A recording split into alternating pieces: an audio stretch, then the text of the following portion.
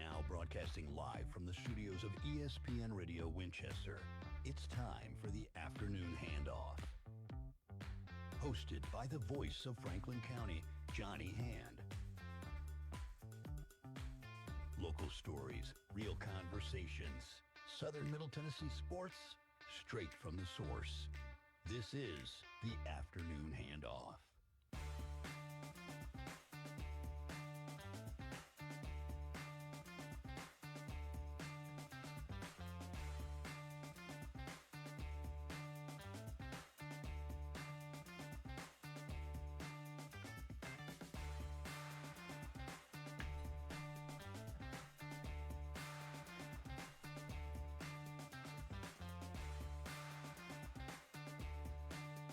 And welcome. It is Good Friday, the Afternoon Handoff. Johnny Hand in studio, ESPN Radio 1340, 106.9 WCDT Winchester.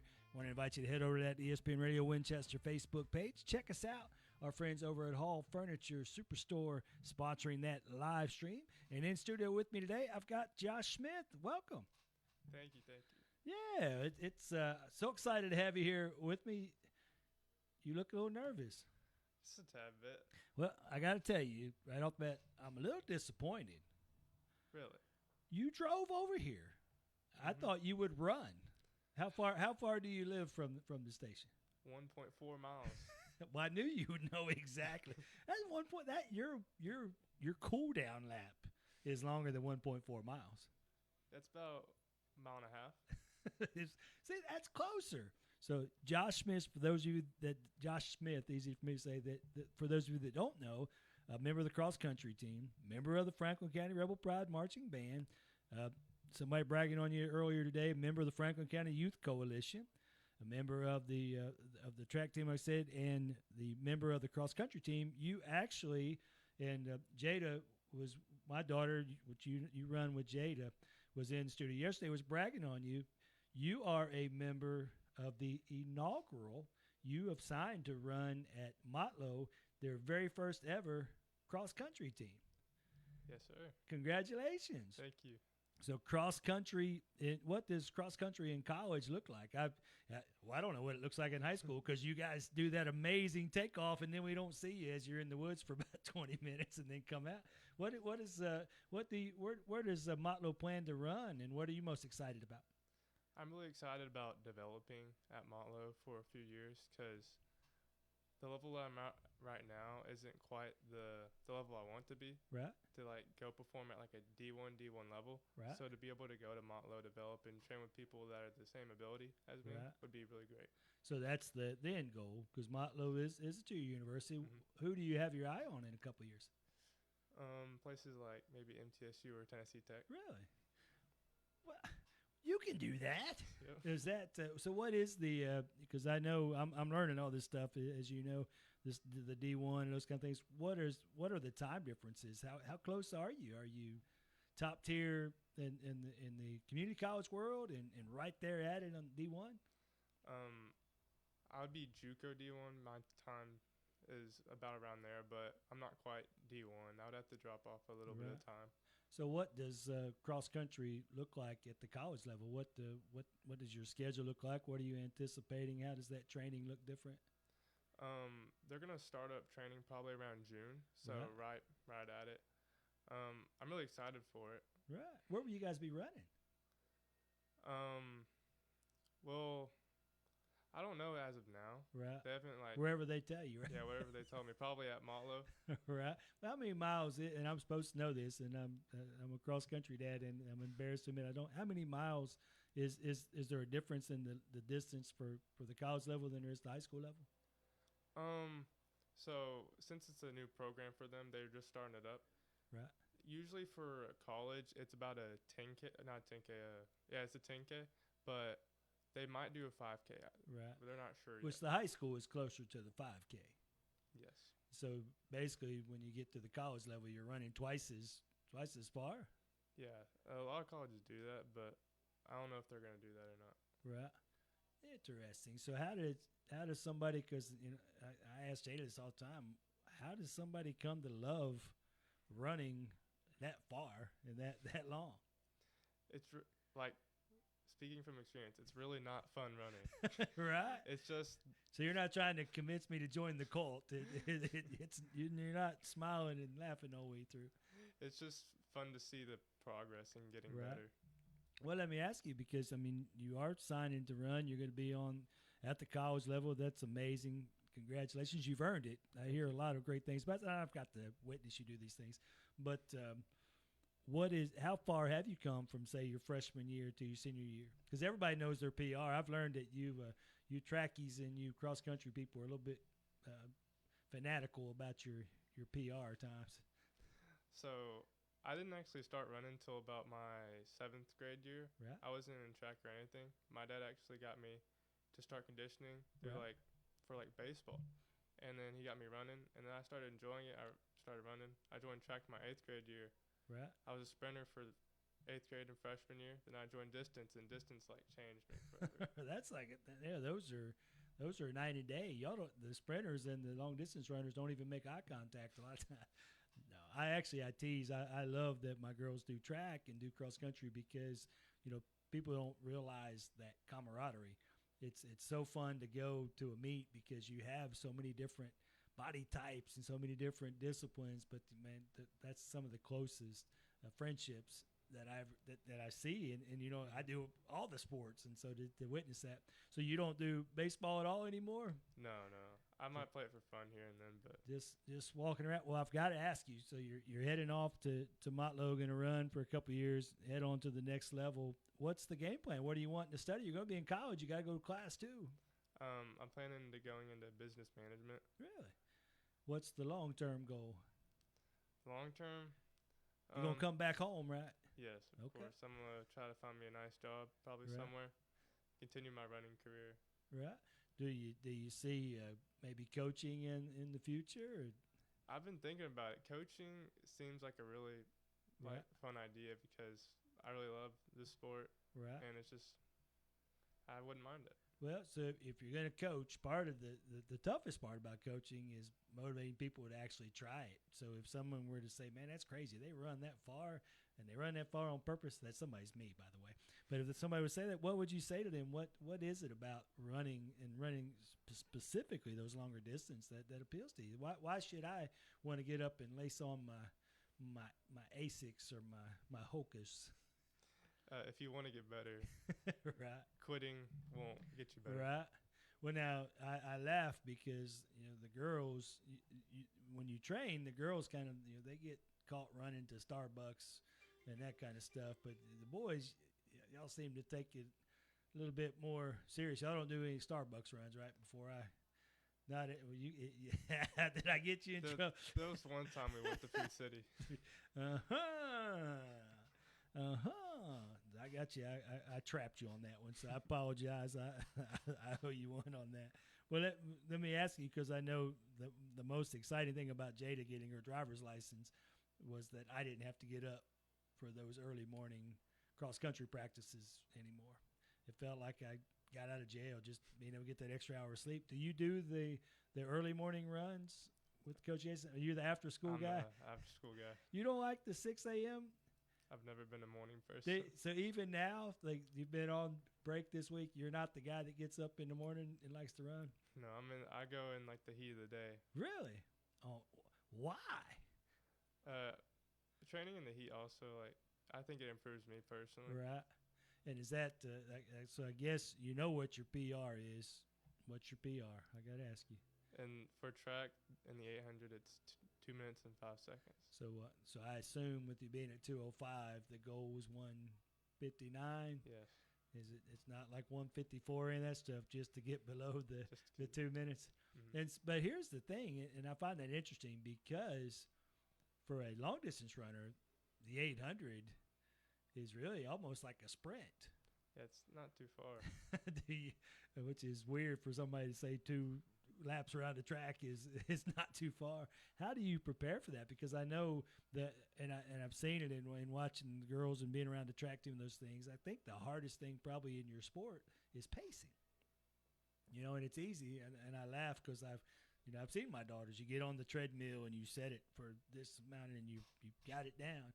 But then you get out there in the real world, and that all all just flies out the window. So how do you go about it? And especially because the 800 pace and the 2 mile, 3 mile pace are completely different animals. How do you train yourself for that? You just have to go out hard, and like training wise, you have to get your mileage, and you have to have certain speed days, and just getting your mindset good. Right. Don't doubt yourself, and just go for it. You got to have the watch, right? For the 800, I don't run. Do the you watch. not? You just run all out. It's really just like first lap, you gotta go for it, and then hold on second lap. Right. Just tell yourself it's almost over. Just one lap to go. Well, do you enjoy that aspect of it? Do you like the 2 laps and pushing yourself all out, or do you enjoy more the longer distances where you have to kind of pace yourself and then you have to, like you talked about, not quit? I like the 800 better than the distance. Really? Yes. Danny Murphy says, "Have fun." He looks a little nervous, doesn't he, Dan? No, you're not. So you do like the distances better? No, I like the 800 better? I like the feeling like really fast. What have you ever tried the 400? I was actually a 400 meter runner my freshman year. What happened? Because that is a sprint for you guys. I was kind of slow. Do you? I changed over, and it made me faster. My PR my freshman year was 1 minute and 1 second, and now I'm running faster than that my first lap on your splits? Of my 800. Really? So. But now you can only do so many events, so you're not giving up the big ones. But now I talked to you before we started, and you have no interest in the 3,200. Not really. Which is odd, because that's less distance than you run for a regular cross-country meet. It's honestly my least favorite event. Is it really? I can see that. Well, I'll ask you because, I like to, when I talk to the track folks and the cross-country folks, it's funny because it's running, but they are completely different animals. Which of the two, and here before Coach Zach listens, and I'm not trying to get you in trouble, but they're both very different. Which one do you enjoy more? You love them both, but which one do you enjoy, the running through the woods and that stuff, or do you like the going around in the circles and it helps you with your pacing? I like going around the circles. Do you really? Yes. I'm surprised by that. Like the longer the distance for me, it's honestly it gets hard. Like the 5K, it's fun to run, but it's painful. Right. Same for the 3,200. So you like being on the track? It kind of helps you figure out where you're at, how much further you've got to go, and all that. It's easier to stick with like one guy, right, and try to get through it. Interesting. And I got to tell you, because I asked that of most of the people that I asked, you're the first one that likes the track better than the running through the woods. Have you had a bad experience at cross country? Did you get lost in the woods and that's impacted your answer today? No. That happens at Swanee a lot, apparently. I know I've got a kid that's gotten lost there. I think every meet that she's ever run up there in cross country. In cross country, it's like really crowded as well. Right. So. Well, and one of the things, and I tell people all the time, if you've not been to a cross country meet, it's one of the most fascinating things in sports. When we go down, I know in Huntsville in particular, I mean, there are hundreds lined up, hundreds wide, and then you have that start, and it's kind of cool to see them come across that open field. But then it's cross country, and you guys disappear, and we have to trust that you're still running because we can't really see you. Can't stop. But they have the clock, and it's funny, they have the clock down there. We're at the finish line, so we kind of have an idea of when we're going to see you, hopefully, or when we better see you. Mm-hmm. Well, what's I asked my cross country runners. I've had Austin and the other Jaden and some of the guys and Jada and some of those. Where's your favorite place to run? Huntsville. Is Huntsville 100%. the best? That's the fast. That seems to be the fastest track down there. Which is your least favorite place that you've run? Least favorite place? I would say Swanee. Really? How come? It's like really hilly and just right. And they seem to change it every time you guys run up there too, just enough. Because I said, I'm not kidding. Jada's gotten lost at least 3 times up there, and it's not just her. There's like this whole group. They take off and then they have to backtrack, and Interesting. So I figured Huntsville would be your favorite, and so that's and I'm trying to think, and this is the inaugural season. So you really, when we talk about running for Motlow, you really don't have an idea exactly where you're going to go. Do you have any idea who you guys will be competing against? I honestly have no clue. It's just going to be a whole I mean, it's a pioneer. brand new thing. Is it exciting to be a part of the first class? Yeah, I think it'll be very exciting. How many teammates do you think you're going to have? I talked with our coach that I'm going to have probably around 7 to 10. Really? That's combined boys and girls? Oh, that's just boys. Just boys? Now, there is a girls team as well. So 7 to 10 boys, and then about that many girls as well. Yeah, probably looking about at 15 people. Oh, yeah. Now, let me ask you, do you know some of your teammates yet? Are there some guys that are signed that you already compete against? I think there's one boy from Tullahoma that's going there.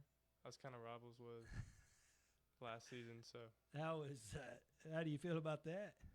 I'm kind of excited.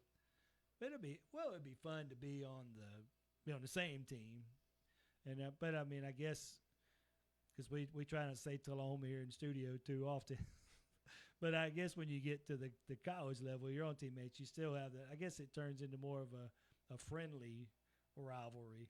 Is this somebody that has pushed you pretty good? Yes, last year in the 800 for subsectionals, he beat me, and I thought I didn't qualify because it was him and Jaden than me. Right. And then my time was fast enough, then I beat him in sectionals.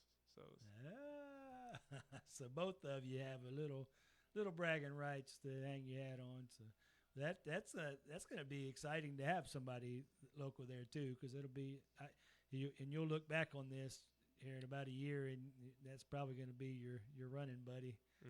You probably will. Yes, that's your hometown guy. Well, let me ask you: you do track and you do cross country. You're in the band. Yes. What do you do in the band? I play the mellophone in marching season, and in concert season, I either play the French horn or the trumpet. Are those similar? I don't think so. They're all kind of connected in their own Right. ways. So how long have you been doing the music thing? Since 6th grade. Really? Mm-hmm. You went to North. Yes, sir. Yeah. Okay. I'm sorry. I'm just kidding. I love Miss Paul over there. I'm kidding. But so which I think it's a lot of fun to watch you guys. That's another one. I mean, you've done really well with this high school thing. I told my girls, and they're juniors, as you know, but when they started, find your people. And you've done a really good job of that because the cross country, they're all crazy, but y'all look out for each other really well. And then the Rebel Pride marching band, that's another group. Love those kids and love how y'all really coalesce and hang out together. How do you reconcile those differences? Because I mean, there aren't a whole lot of instrumentalists and members of the band that will then after practice go run 5 miles. It's a challenge at some points to have rehearsal then practice. Like a lot of the days I have to go to practice, then right after practice go straight to rehearsal. So it takes out a lot of energy, but it's fun in the end of the day. Especially in the summertime because your band practices are brutal. I mean, y'all go all day long in the summertime, and so do you do the cross country running before the band, or you do that whole day of band and then go hit some running? During a band camp earlier this year or last year, I guess, I had to wake up at 5:30 in the morning, run, and then eat, take a shower, then go straight to band camp for the whole day. Well, because as I'm processing it in my head, that is cross country season, so they share the same season. You don't, and I know because I know a lot of your bandmates. Y'all have. I don't think people realize how long your band day is. And Miss Goddard's, she's tough. Y'all go 8 in the morning and 4, 5, 6 o'clock in the evening. Yes, it's a burden, but it's good. A good burden. Are you not? Are you going to continue playing some instruments when you get to college? You're going to go all cool now and then become play the guitar and do that kind of stuff. So I look forward to keep playing the trumpet, but I might do band in Montlow, they don't have a marching band. Right. They only have, I think, a symphonic and a concert. Really? So I might look forward to doing that. And that is something that you would consider. Do they? I know they don't have football, but they have basketball. Do they have a pep band for basketball games as well?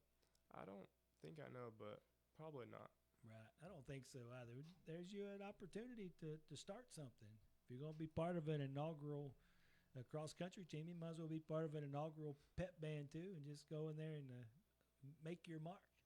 It's a good idea. Hey, I come up with those every once in a while. But listen, we're going to take a quick break. Brett Crabtree says hello. Hey, Brett. Good to have you checking in. Going to take a quick break. Don't go anywhere. Going to be right back. Got Josh Smith in studio with me. You are tuned in. It is the Afternoon Handoff here on ESPN Radio 1340, 106.9 WCDT Winchester. Spring is a season of renewal, and at High Point Health System, with Ascension St. Thomas, your health is always in season. From routine checkups to advanced care, their dedicated team is here to help you feel your best today and every day. Compassionate care backed by the strength of Ascension St. Thomas. This spring, take a moment for your health.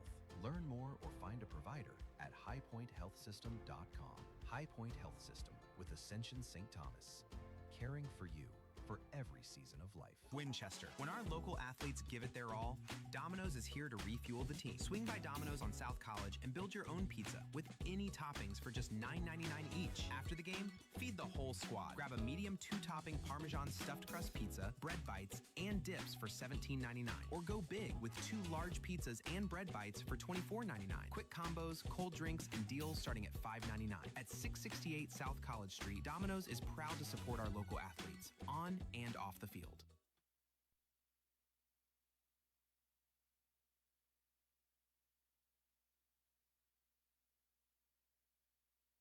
Accidents, illnesses, heart attacks, strokes. When an emergency strikes, count on Southern Tennessee Regional Health System. We're here providing emergency care 24/7, including the higher levels of emergency heart care found in our accredited chest pain center and our enhanced cleaning, mask requirements, and social distancing to help keep you safe. Emergency care at Southern Tennessee Regional Health System. Count on us. Learn more at southerntennessee.com.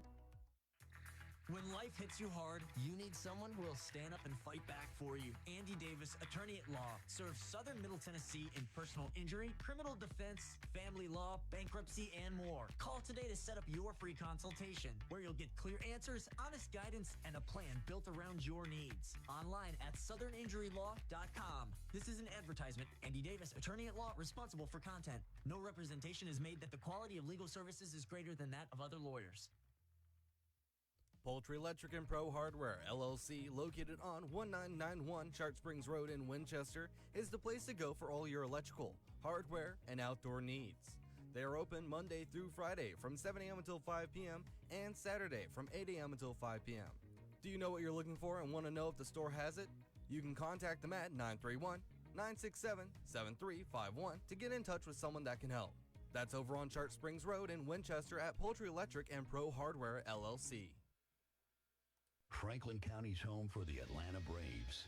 This is ESPN Radio 1340 1069 WCDT Winchester. Take the Afternoon Handoff with you wherever you go. Download the WCDT smartphone app. Now back to Johnny. And welcome back. It is the Afternoon Handoff. Johnny Hand in studio. ESPN Radio 1340, 106.9 WCDT Winchester. Once again, I want to invite you to head over to that ESPN Radio Winchester Facebook page. Check us out on the Hall Furniture Superstore live stream.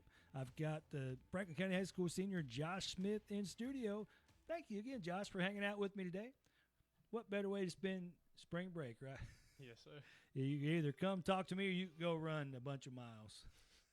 So I won this one. Of course, I think you still got some miles to go in your near future. Well, I want to ask you.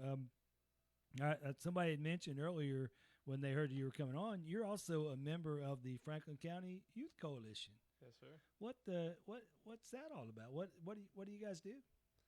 We ensure to make young teenagers to stop doing drugs, alcohol, and Right. just better life choices. Right. And what made you get involved in that? I saw it. My girlfriend told me about it, and Right. I was really interested in it, and it really kind of like Right. sparked my interest. So that is, how long have you been doing that? I would say for probably about 7-8 months. Really? So you get to work with Felicia and that bunch over there. Mm-hmm. Well, I apologize. No, I love Felicia. I'm kidding, and I know Felicia's listening. But she's a big fan of yours, and says that you do a really good job over there, and that's rewarding. Is that something we talked a little bit about coaching? Is that kind of go hand in hand with what you're looking to do? You like working with the younger folks and being involved in them as they grow and try to find their own way. Yes, definitely. It's great to like influence them to do better. Right. So what is it that because you're out here, you're doing these things, you're making things happen. What is it that? How do you approach your day, and how do you approach going about like your schoolwork and going about working with the youth coalition? My schoolwork, sometimes I procrastinate, but Sure I need to work on that. But coalition, I look forward to it a lot, Right. and it's fun to get there and see everybody. So you're a procrastinator on the schoolwork stuff. Sometimes, but usually I get it done. Do you at least start it and then put it off, or are you the wait till the very last minute? Usually wait till like maybe 10 p.m. that night. And it's due at midnight, of course. What's your favorite subject at the high school? I'd probably say like history. Really? Have you traveled around to see some of the history stuff? Is it an American history thing or world history?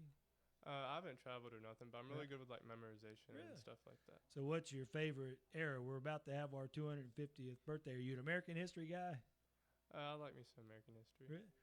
Well, come on now. I'm giving you an opportunity to brag on this American history knowledge that you have. Who's your favorite founding father? Favorite founding father? Yeah. George Washington is a classic. What? Now, why does this look ominous? Just want to come by and say hey. Well, you're making. I don't know if you can. I don't know if you can steal any more of my. Everybody's turned heel, turned traitor. I don't know if you can steal any more. Josh looks. You're making Josh look a little bit nervous. Have you met Josh?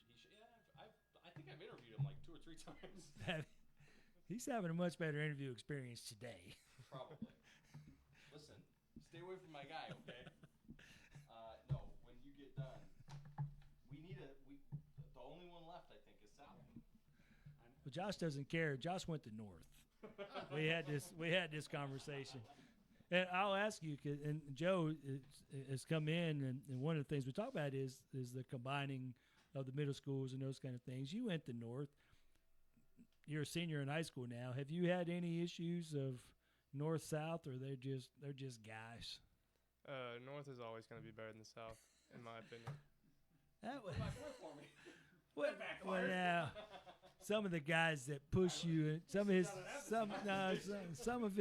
his favorite teammates are Southies. Jaden. Yeah. Are you bad-mouthing Jaden here No. on public radio? Never. So my thought process is that it just kind of creates a little bit of a competitive rift, that it takes extra time for you guys to get over.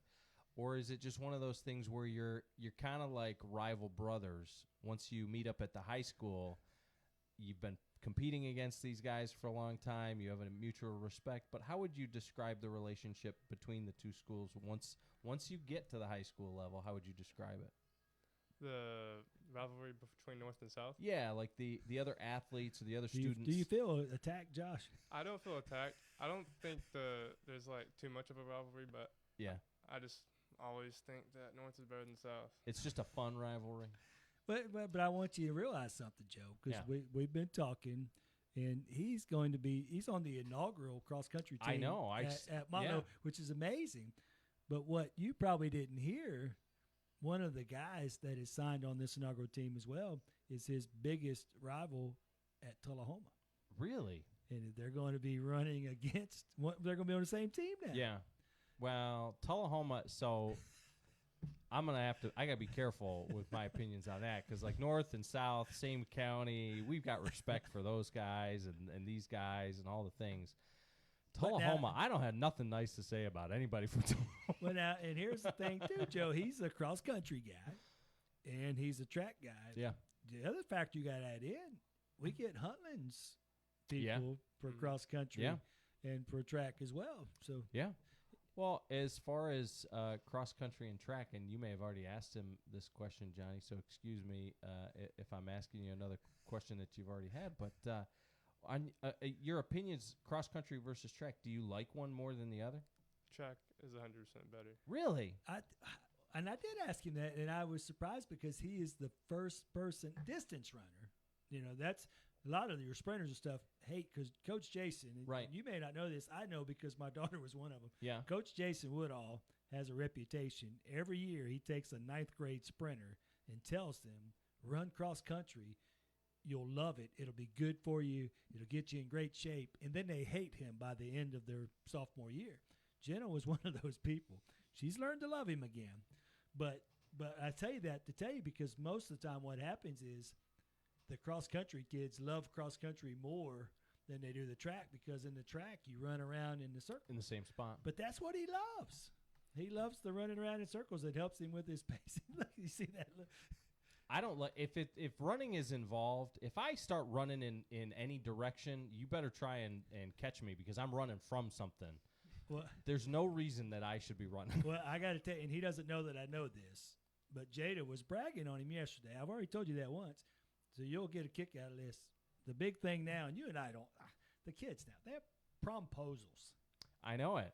He ran 9 miles to his girlfriend's house. Is that right? I did. He did. He ran 9 miles. You ran to her house to 9 promposal? miles. Yep. 9 miles. You skipped over the whole 9 miles like that's not. And then what'd your sign say? It finished up. I'd go to prom with you, but my legs are too tired. Will you please drive? I ran 9 out of 10 miles because you are the one I need. Oh yeah. Oh yeah. Do you live 9 miles from her, or did you have to drive 9 miles from her house? He ran by her house 3 times. I do not live 9 miles away, but the original plan was to drive 9 miles away, but my mom wouldn't let me do that, so I just ran my usual route. 3 times. But so Jada was telling me that she was bragging. The girls thought that was adorable. I thought that's crazy, but. Wow. 9 miles, and Jada knew what the sign said too. By the way, she was, and your girlfriend obviously, surely she said yes. Definitely. Apparently, we're doing something wrong. Apparently, they like it when we abuse ourselves and punish ourselves. I don't know. Well, see, and I can't really. I'll be married 28 years this summer. I didn't even go out to eat last night because the restaurant my wife wanted to go to was less than 9 miles away. So. Ran 9 miles, and the sign I had to let him say his sign because Jada, that was cute. I'm sure that made quite an impression. Does your girlfriend run too? No, she does not, but she goes to the gym with me. So. Does she? So I got a one up on the promposal though. Okay, when I was in high school, Josh, listen to this. There was no promposal when I was in high school, but I had a girlfriend I was dating that lived in Fort Myers, Florida, and so I drove from Huntsville to Fort Myers, Florida, to go to prom with her. And then she broke up with me the next day. She didn't want to send the dress back. I mean, what was up with that? The next day. Look at the pity coming out of. You think you could.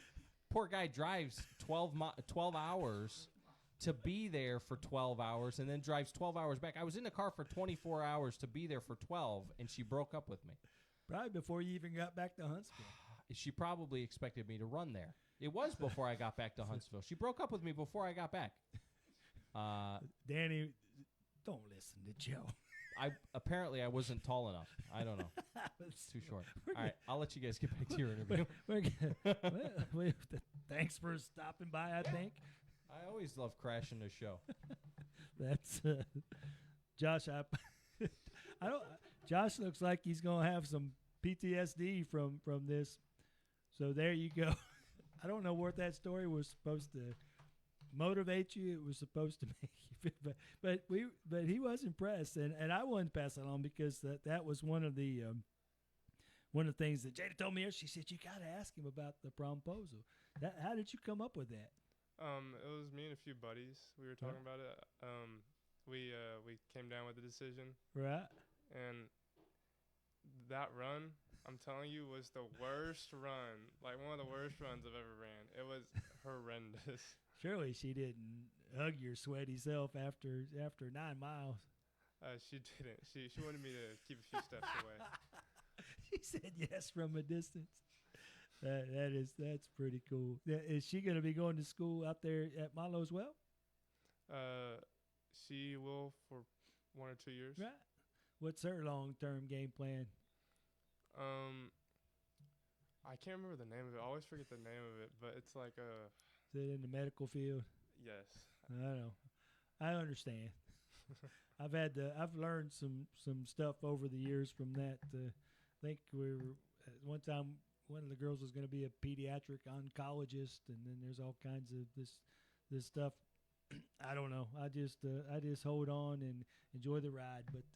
But I wanted to bring that up because you made quite an impression. Yeah, I know your girlfriend was pleased from a distance. From a very long distance. From a very long distance. But that was kind of sweet. So some of the other guys probably not as happy with you. That's probably the biggest distance run for a promposal in our area, probably ever. Probably. But that is sweet. But that leads me to ask you, though. So you ran 9 miles for your promposal. You run every day. How many miles a week are you putting in? For track season, I usually run about 30 to 35. But for the off season, I go from like 40, maybe 50. So on purpose? On purpose.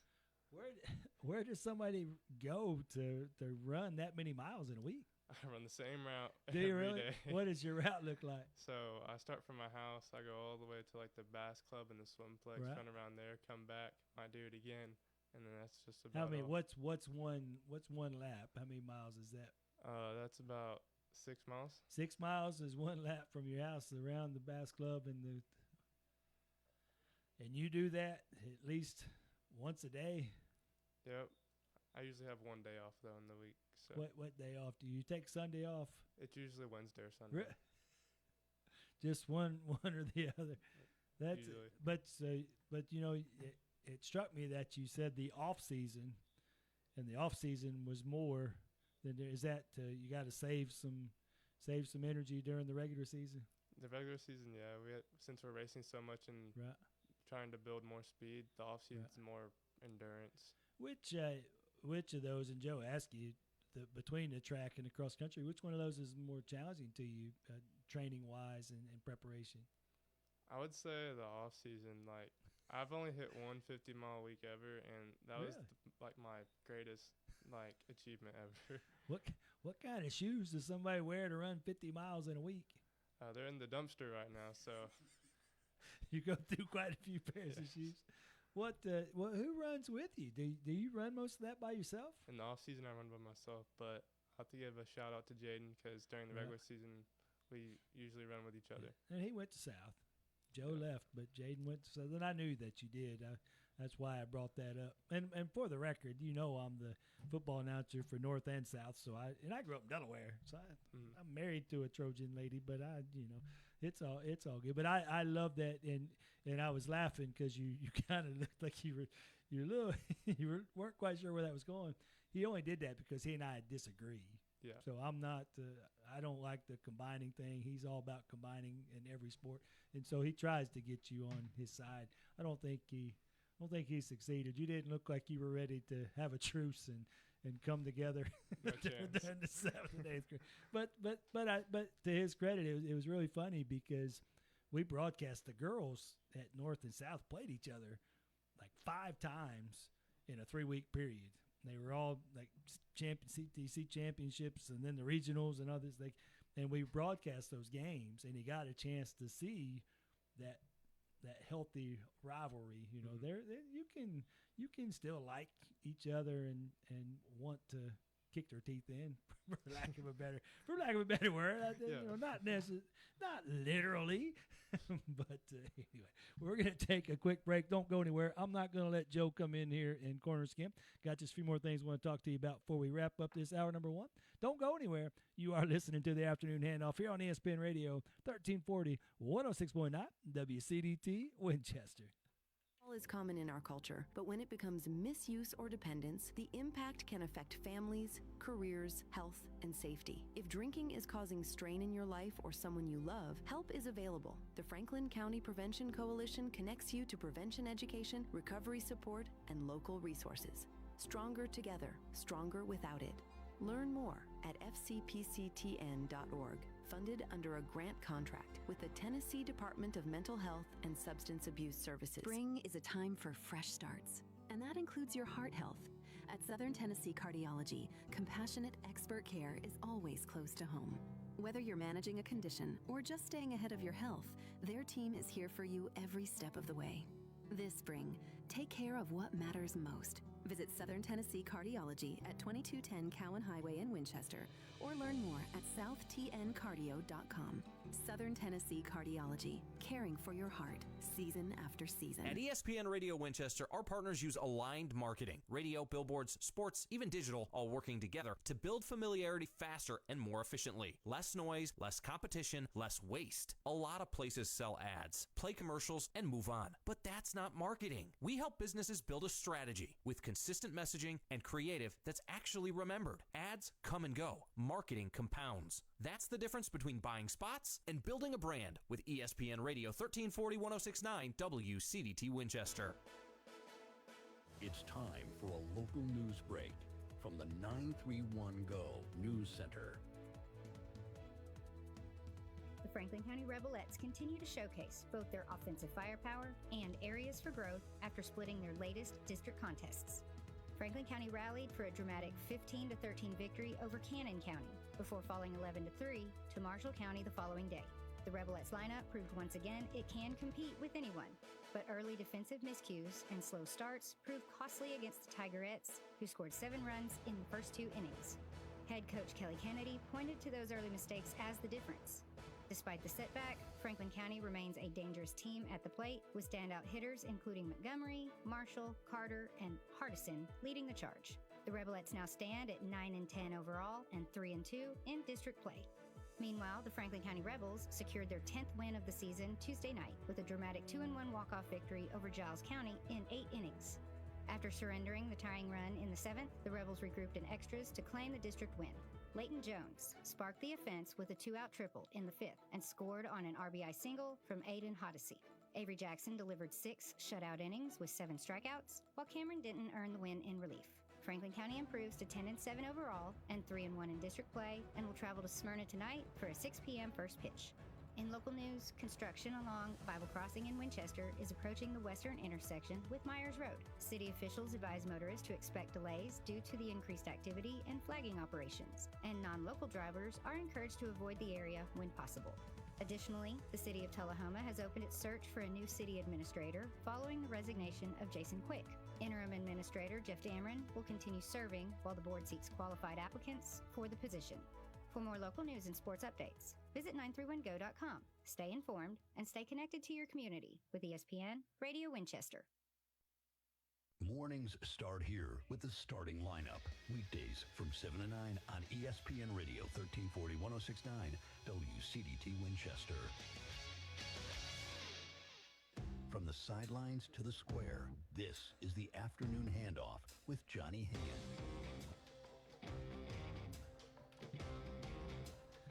And welcome back. It is Friday, the Afternoon Handoff. Johnny Hand in studio, ESPN Radio 1340 106.9 WCDT Winchester. Head over to ESPN Radio Winchester Facebook page. Check us out, Hall Furniture Superstore live stream.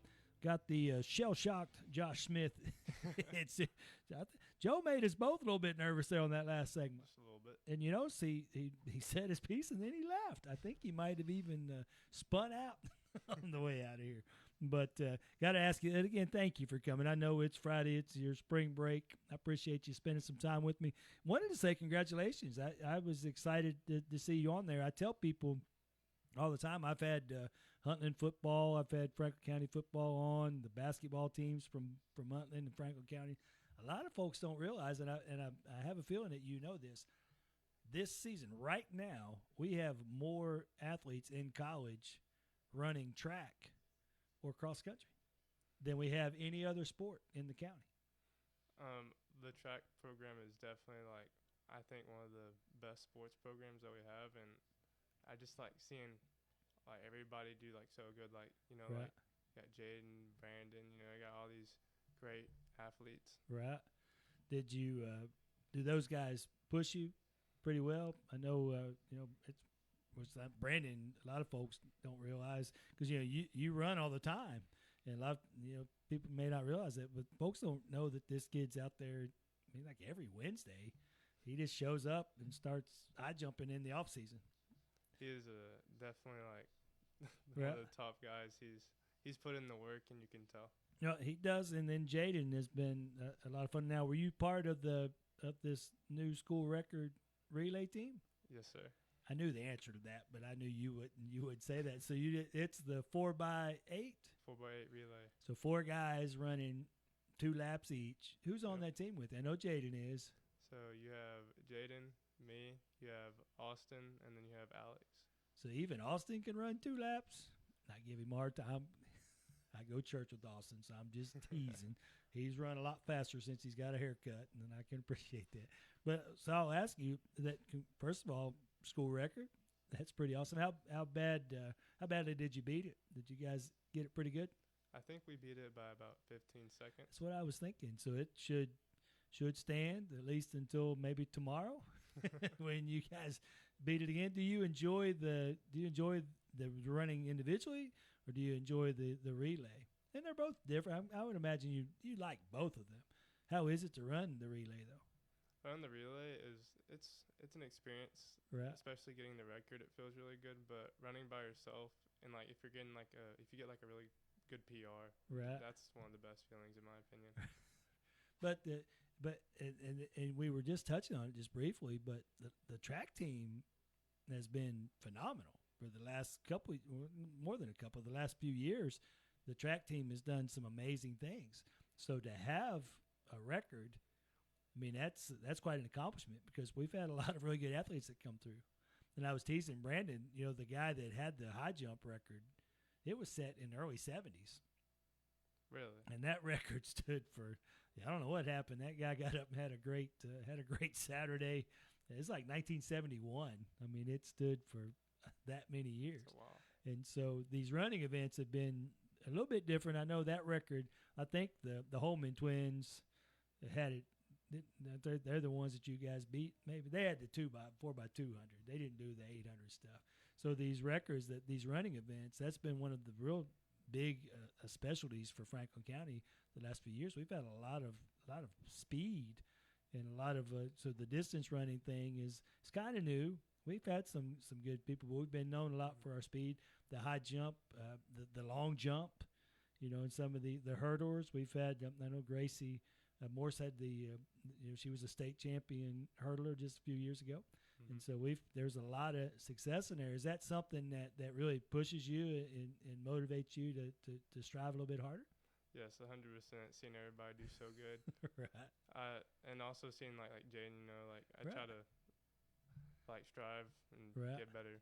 And you guys push each other really, really well. I mean, and it's funny because if you were to pass you or Jaden at Food City, you're both very quiet for the most part. And so you don't have that. Usually when you think of track stars, the kid that kicks the door open and has those weird blade shades on and tells everybody, "Hey, I'm here, look at me." But neither of you are that way, which is good, by the way. That's a compliment. But both of you, and I've had the privilege of getting to watch you compete for quite a few years now. Both of you would run over your mom to get your PR at the finish line. 100%. Right. And your mom's not even offended. So that wasn't a negative thing. So I mean, there's that. Both of you have that competitive, and I love to give him a hard time, and you can remind him of this because he hates it when you tell him that his PR in the mile is still he's slower than his dad was. I didn't know that. He's close. I mean, they're within like seconds now. I think he's gotten within like 4 or 5 seconds. But Mr. Art still has the family record. Wow. And that drives Jaden crazy. So please make sure that you mention that when you're when you're at practice there. But I'm so excited for you to get out. We love to just celebrate our Franklin County High School kids going out the inaugural. Is that special to you, being on that first cross country team? Is that something that was that part of the allure of choosing to go there? Because I know you had options of places that you wanted to go. Did that play a big part in your decision? I think so. Just being new and getting it started. Right. Well, you're setting the standard and the legacy. If you win your first meet, you automatically have the school record. That's a good See point. there, the wheels are turning. You got to outrun the Tullahoma kid, though. Yeah. And so, but I have a feeling that you've already got that in the back of your mind anyway. It's gonna be easy. I'm sure. But that's part of the fun of it. And I love track, and we talk about track a lot, and we talk about cross country. One of the things I love is the team. It's a team sport, but you can have the team might come in second, but it's still a great day because you PR'd. Yes. If let's say we win the meet, right? But I run the worst race of my life. It's not gonna. You're I'm not gonna going. have a good You're not time. going to Pizza Hut to celebrate after that. But if we get last, but I run really good, then. Well, and it's weird because you want your team to win too. Yeah. This last week was a lot of fun. It was the first home meet, biggest home meet ever. There were 7 schools there Saturday. It was a long day. Riverdale, of course, the big part, and that's the thing that's interesting about track. Riverdale won last week, but they also accumulated a lot of points because they had somebody in every event. Mm-hmm. And so it's not cheating because that's within, but when you have a lot bigger team like that, you can accumulate some points and some stuff because, we didn't have, Jaden didn't run last week and Austin didn't run last week because they were going to some crazy Huntsville meet that evening. And I get it. I ain't mad at them. I give them a hard time, but so we still came in second, boys and girls, last week. Numbers make a difference, though, in track. They do, and I think that's why it's a unique sport in that the team winning or losing doesn't always hurt your feelings as much as, if you're on the school bus on the way home and you lost in the football game, it doesn't matter if you had 2 touchdowns, you lost, and it just hits different. You can't ride a school bus home from a football game and say, "Hey, we lost, but I had 2 touchdowns." But that's a totally different mindset, and that's one of the things I love about track. You can come home, and the truth is a lot of times we don't even talk about what team won the meet. Have you am I right? Most of the time half the time I don't even know who wins. and I'll tell you this is embarrassing as your announcer. Last week I tore down all the equipment, and Jason Darty looked at me and said, "Hey, we were going to have you announce who won the team events." And I said, "Oh, it's too late." But when you looked out there, and this is what's unique to track, you look out there. I said, "Who am I going to announce it to, Jason?" Everybody, they ran their event, and it's head to the car, and a lot of them leave after their events are over. I said, and so it's such a unique sport, but I love it because, and I say this a lot. There's so many different disciplines. And the only thing that I can really compare it to in my mind is like the band. You have all these different personalities, and you know this better than I do. The drummer is different than the kid that plays the tuba, and the kid that plays the trombone is different than the flag girl, And it's just a whole.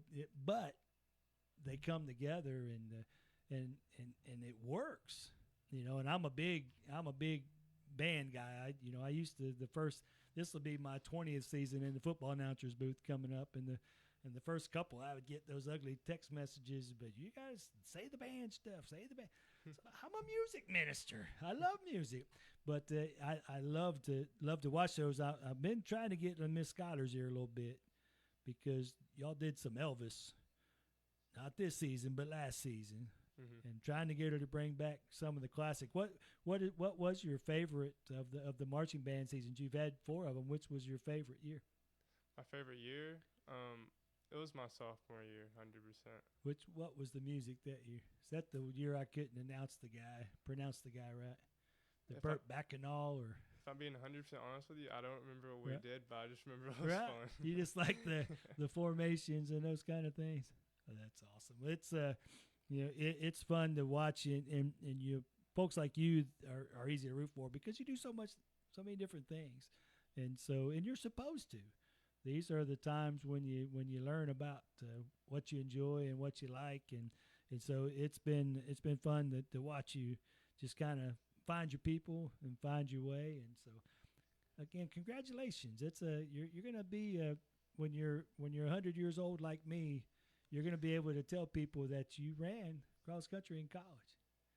You're a college athlete, and nobody can ever take that away from you. You earned it, and so congratulations. And we'll be cheering for you. You're going to be close by now. I have family from Tullahoma. So, the Chadwick family will let me know if the Tullahoma kid outruns you in the fall. So, no pressure, but we will keep up. I've got my money on you, by the way. Thank you.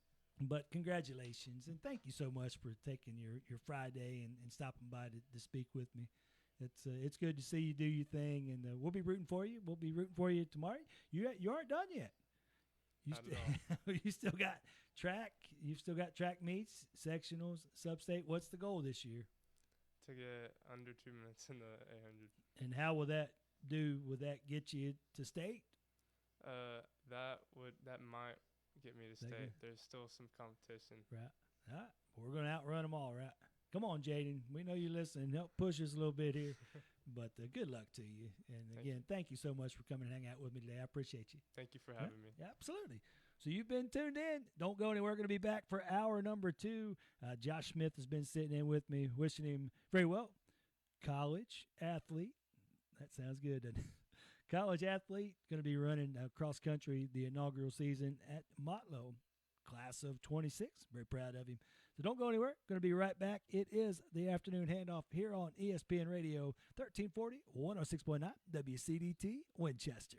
I'm Kristen Abraham, curator of Abraham Art Gallery right on the square in downtown Winchester. Looking for something unique? Every month brings a new featured artist, original art to inspire and share with the community. Come in, explore, and discover art that's ready to go home with you today. Whether you're redecorating, collecting, or just need something that sparks joy, this is your place. We're open Tuesday through Saturday. Find us on Instagram and Facebook. Visit abrahamgallery.com or stop by at 106 North High Street. You never know what you'll fall in love with. With the latest from around FCHS and Rebel Nation. The Rebel Report, every weekday, presented by Oaklawn Baptist Church, right here on ESPN Radio Winchester.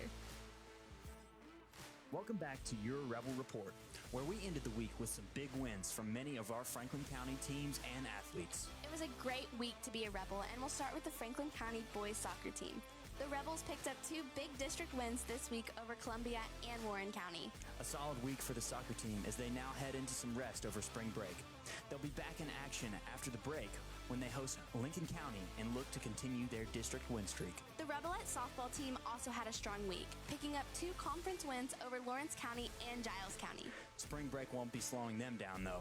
The Rebelettes will have a busy coming up week as they hit the road to Cannon County on Monday and Marshall County on Tuesday. Our Rebel baseball team joined in on the winning this week as well, contributing 2 more district wins as they swept Marshall County in their series. The Rebels will be hosting a tournament this weekend and hope to start spring break with a few more solid performances on their home field.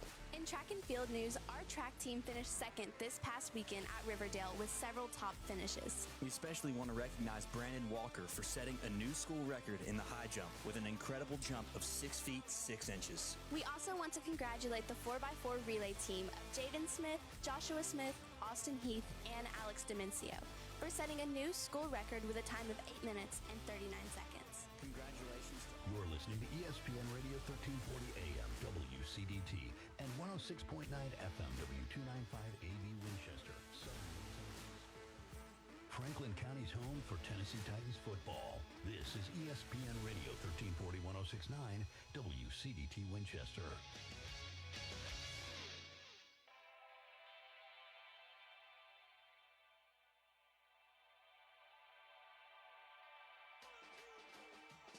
Local stories, real conversations.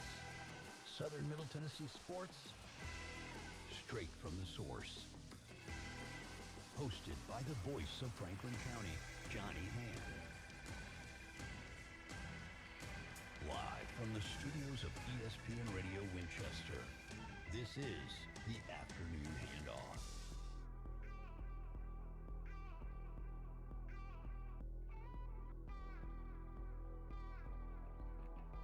And welcome back. It is Friday, Good Friday. I want to make sure that I mention that. Good Friday. It is Easter weekend. He is risen. He is risen indeed. So happy Easter. Hope everyone out there is taking some time on this Good Friday to just stop and reflect. And again, I said it earlier this morning. I had a great time on the starting lineup, filling in for Joe. He was out fishing with his dad. Daniel, if you watch this show, we got in a little trouble. You saw Joe was I got Daniel is in studio with me this hour number 2. I think Joe's mad at me and Chewy. we had a little bit too much. Jake Beard checking in said Josh is a rock star. Josh Smith. Yeah, Dan, you had a chance to hear what a fine young man. He's absolutely he's a great kid.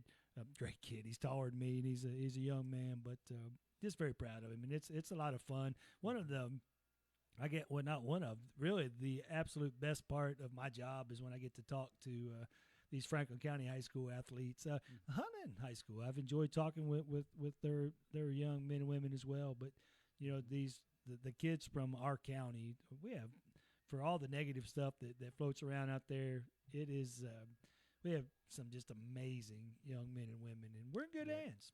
And Josh most certainly is counted amongst those. So Jaden, run him hard today. I was showing him Coach Zach, the track coach, sent a text. I was letting Josh read it. Said that's the most that he's ever heard Josh speak. And Josh is he's the quiet assassin, but a good guy. Well, welcome. How are you doing today? I'm here. I'm good. Sore. What'd you do? You been working? You already hit the gym today? Yes, I was there at 8 o'clock this morning. I'm sore too. I had to prove a point this morning. Sammy D showed up with scooters, and so if you it's not there yet. If you go to ESPN Radio Winchester, our Facebook page, you'll see part of the reason why Joe was a little bit grouchy when he was here shortly, and I used the word shortly. Sorry, Joe. He made fun of Joe's height. He has accused Joe of being 5'6". I want Joe to note that I did not weigh in on that, but there is a hilarious video on the Facebook page. Check it out. But at 7:18, and Chewy tried to explain algorithms and all that stuff to me. I don't understand why that specific time, but it's 7:18 this evening. You're going to want to tune in over at the ESPN Radio Winchester Facebook page. There is a video coming. I showed it to you. It is going to be very fun. Yes. So I got a sneak peek of it. It's hilarious. It is a lot of fun. So shout out to Sammy D. Brought the kiddos with him this morning. We had a great time. I filled in this morning. Joe and Chewy filled in for me Wednesday, so I could go be a dad on a college visit, and so I returned the favor. Joe fished with his dad this morning, getting ready for the big Tim's Ford Bass Classic. Starts in the morning, so I guess all the fishermen, which I've never understood that, they go the day before to find their spot. I know nothing about fishing. But fish swim, so if they're there today, that doesn't necessarily mean they'll be there tomorrow. But fishermen are a very interesting group, and so I'm not I'm not. I don't fit in that category. I'm not. I don't know anything about it. My father-in-law, as you know, Grandpa lives next door. Yep. He and Uncle Ronnie fish every Wednesday. That is their thing. If it's from daylight savings time to daylight savings time. If you plan something on a Wednesday night, they're not going to be there. Doesn't matter what you don't even get married on that Wednesday. They're not coming. That's right. And so that's their kind of thing, and I love that for them. That's their brotherly thing, and they do that every week. Have done that for quite a few years now. And I was going to say quite some time they've done it. Yeah, they've not invited me, so Well, that may be part. It may not be a good idea to invite any of us. So that may be part of where this bitterness is coming from. But apparently, they don't recognize my incredible pond skills. Apparently, a night crawler and a bobber don't go over really well with the serious guys. And so I'm going to take my Zebco 3033 and I'm going to the house, and the heck with all of you.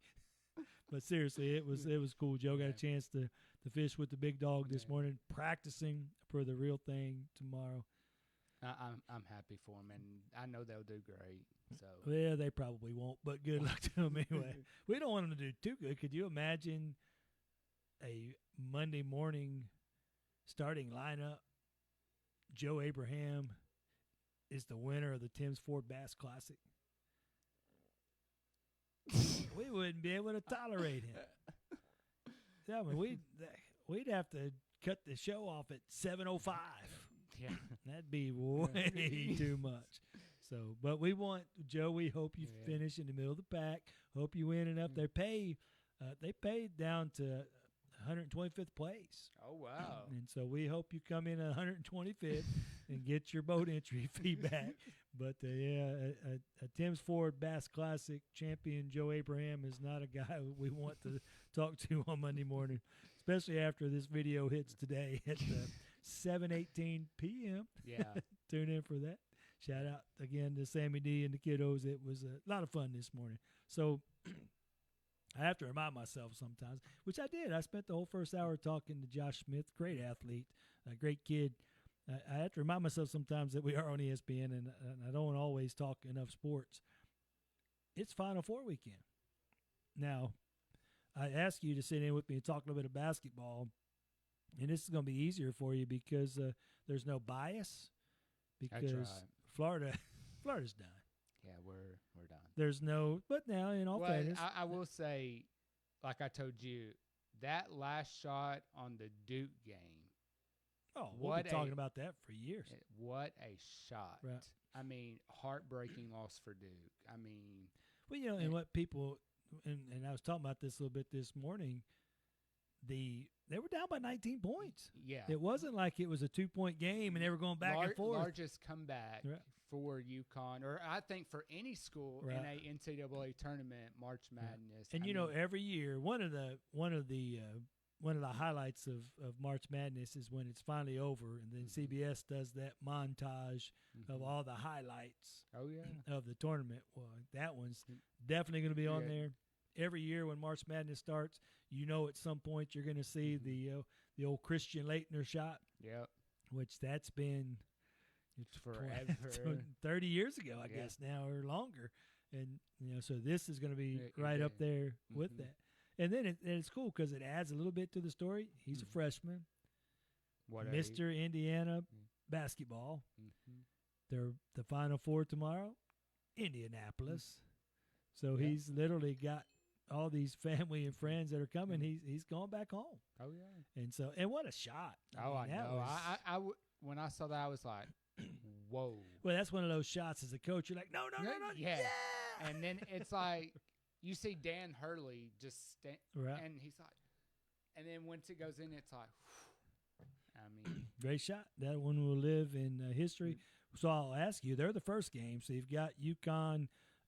Taking their 2 seed, and number 3 Illinois. They're slated to tip off at 5:09 tomorrow evening for the first game of the Final Four. Does UConn, is that one of those victories that you ride off of those coattails and it propels you on to win the whole thing, or is that one of those where you all the emotions there and you're just drained? I say it could probably go either way. Right. But, of course, they're going to have that emotions from that game carry over in. Right. But I say that depending on – well, let me reword this. I say it's a close game. Right. UConn pulls it out. I mean, Illinois is going to keep it close. Right. I say Duke. UConn wins it either 3-point shot or wins it from the free throw line. Illinois fouls them. Well, and it's a little bit different because in the regular season, you play either way. Mm-hmm. You can ride emotions. Like if you get into the SEC tournament or the ACC tournament, you can ride emotion because you're playing every day. Mm-hmm. But it's been almost a week, and so the emotion it's definitely different side from is gone. So you're both well rested. Do you think Illinois has a chance at all? If I see the same Illinois team that I've seen play, I say they have a chance. Really? Mm-hmm. I say, it's going to be a close game, but it could go either way. Well, and interestingly enough, so that's a 3 and a 2 seed. Neither one seed survived that side of the bracket. The late game, it's supposed to start about 7:50. It's a half hour after the other game ends. 7:50 is their slated time. 7:49, weirdly enough. 2-1 seeds. Michigan and Arizona. So that one, which it's weird because, and I'll preface this by saying, when the brackets came out, the two biggest teams that were picked were Arizona and Duke. Mm-hmm. And so Duke, of course, is now gone. So that leaves Arizona as the highest percentage. Now, I also got to say this. Joe Abraham picked Arizona. I say emotions are running pretty high right now. For Joe Abraham? No. Yes, well, for him too. But, that it was all talk about Arizona's coach. He turns down the job at North Carolina. I say they're going to be prepared. Michigan has a test. And you kind of just touched on that like it was nothing. That happened today. Mm-hmm. Arizona coach has signed big extension. Did I see he's the highest paid college basketball coach now? Mm-hmm. So did that surprise you? I say it kind of did because, when I've watched like his press conferences, he's had questions about that job. He never said yes or no. Right. It's like, I'm focusing, on this, Right.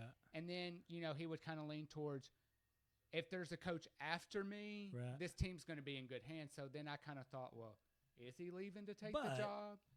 That's part of the negotiation process too, because it's all about money. Oh yeah. I mean, there's allegiance and there's loyalty and all that stuff is beautiful. Pollyanna, once upon a time kind of stuff is fun to talk about, but ultimately it comes down to dollars. Oh yeah. And if you're trying to negotiate, you don't get as much money if you say, I'm not going anywhere. I love it here. Please give me an extension. I'll sign whatever. But if you lay just that little seed of doubt, even if it's not authentic, it still adds into a lot of. I'm not saying that's what he did, but and you almost have to because whether we like it or not, I mean, money talks. Oh yeah, and a school like North Carolina, I mean, they're gonna pay. They're gonna pay, and the history's there. The culture, and especially now because and it's so weird because it the NIL deal. It feels like we've been in this environment forever. Yeah. It's only really been a couple seasons. I mean, we're not that far removed from Tennessee getting a coach fired from a McDonald's bag with cash in it. Yeah. Now you can take the kid to McDonald's and hand him the cash while you share an Egg McMuffin. Oh yeah. You don't have to. I mean, it's not been that long ago, but we're seeing some of that NIL is coming into play because. And that's why North Carolina is big. But one of the things about Arizona that's interesting is they're a basketball school. Oh yeah, absolutely. And so their donors, they're not pouring their money into the football team. The football team is okay, but when you think of the BCS and that, you're not thinking you're not seeing Arizona, but you get into basketball season. It's been that way for a while. Oh yeah. I mean, they've got national championships and they've been competitive, and they're sending kids to the NBA. Yeah. And they've got money. I mean, you got to think of all those retirees in Arizona taking their money with them. Yeah. But it is interesting. But that said, and it speaks a lot about that environment though. Could you imagine 10 years ago? And it may be, I don't. Dean Smith has been gone longer than that. But can you imagine Dean Smith retires, North Carolina is open, and that North Carolina was concerned about offering that position to a coach that wouldn't take it? Impossible. Oh, yeah. 10, 15 years ago, oh, yeah, you're jumping ship when North Carolina calls. Oh, yeah. Or if Duke calls. Those holy grail schools call, and now – it's just like it's not the same, and a lot of it, and it's different because used to be you didn't have as many channels, so you couldn't watch Arizona play during the regular season. You'd see them when the March Madness came around, but you didn't see them on this side of the coast. Yeah. And now, and it was funny, I saw this even it filters into all the sports. Like Grant, when his year he was at MTSU. Yeah. Well, they played like 5 games on ESPN. Yeah.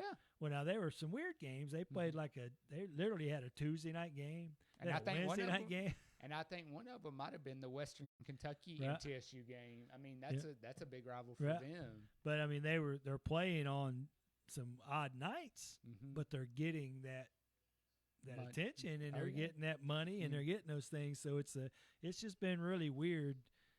I'm older than you, but it's weird to see that the landscape change. Oh yeah. But you're looking at these schools in Arizona. As good as Arizona is, it's not long ago that it would have been just crazy to imagine somebody wasn't going to jump from Arizona to a North Carolina. Yeah, I agree.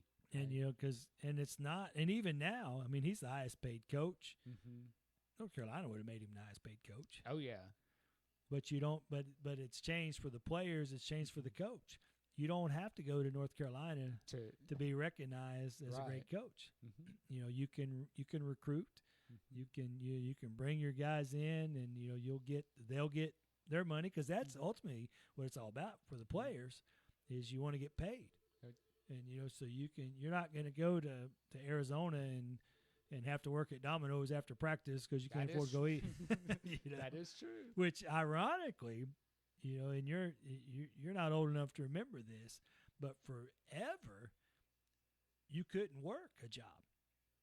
You couldn't work at McDonald's if you were on a football scholarship, because the NCAA didn't want it to look like you were getting favoritism. And so there were kids years ago on scholarships that couldn't even afford to take their girlfriend out to a movie and for pizza. I'm not talking about Philo's or somewhere fancy. They couldn't even go to Domino's and the Oldham, and that's that's always been crazy. But for decades they sold the value of the education. Yeah, you can't afford to go to see the movie, but your college degree's paid for. But what people started to recognize somewhere along the way, that doesn't hold any value if you don't graduate. That's true. And so now these kids that are the really good athletes, they're not graduating, and so they don't have. Look at the NBA. Oh yeah, there aren't any. North Carolina doesn't have a 4-year senior. It's like you've seen the past couple of years, even with. I'll take, for example, Zion Williams from Duke. I mean, he plays 1 year at Duke, and look at what he's doing now. And then who was the one kid that Duke had last year? Real tall. Well, you don't even get to know them. Yeah, I mean, they're only there they play 1 year and they're gone. But it's weird because they don't pretend not to be. I mean, they don't. And it goes on both sides. The coach is going into these parents. They're going into this kid's house and talking to them and the parent, and they're not saying, "Hey, come here, and in 4 years, I'm gonna have your son's gonna have a degree, and I'm gonna make a man out of him." It's come here and let's win this thing next year. It takes me back, to the days when Pat Summitt was coaching at UT. That was the one thing, she promised, the families of the players that she recruited, I do think they still have like a statue thing, like in the locker room that every player signs, and I thought that was. And out of all the things that Pat Summitt did for all those years, and this is the thing, we're talking about somebody that coached there for many, many, many years. And if you watch her story, she's like, she did the laundry. She, 100% graduation rate. Not 99. We'd have been impressed at 93, 94%. 100% of every player that stayed there for 4 years graduated. And it's like now you don't see that. Well, and that's where people get upset about the NIL stuff and the players getting paid and all that stuff. That's what I come back to is they're not getting a degree, so that they're generating money. So let them do that. And then of course, it's gotten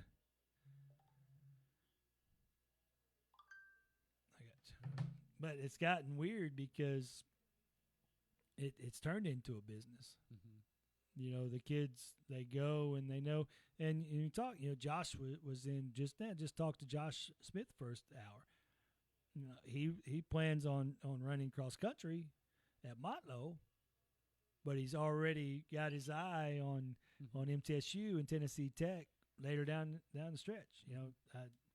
Grant, Chadwick, my nephew over at Tullahoma, he went to MTSU. And then he knew he wasn't staying at MTSU. Right. And it's really funny because had he stayed at MTSU for a couple of years, he would have considered that bad, which is weird to me. But that's just the landscape of the modern college athletes. And look at how well he's doing at LSU. I mean, he is, and I'm trying to get him to come back to UT for his senior year.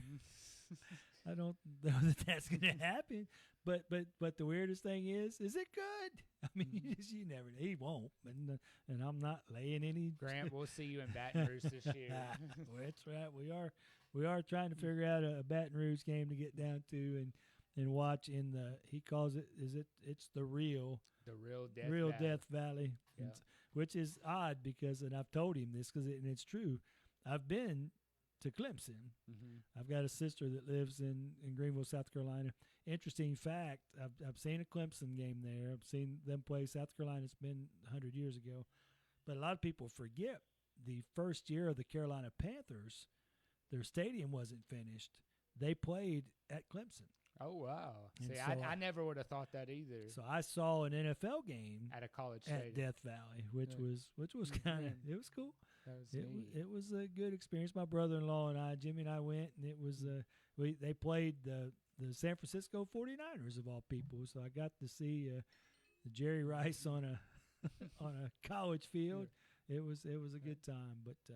But I ask you, well, I'm going to wait now. Look, we done rambled on.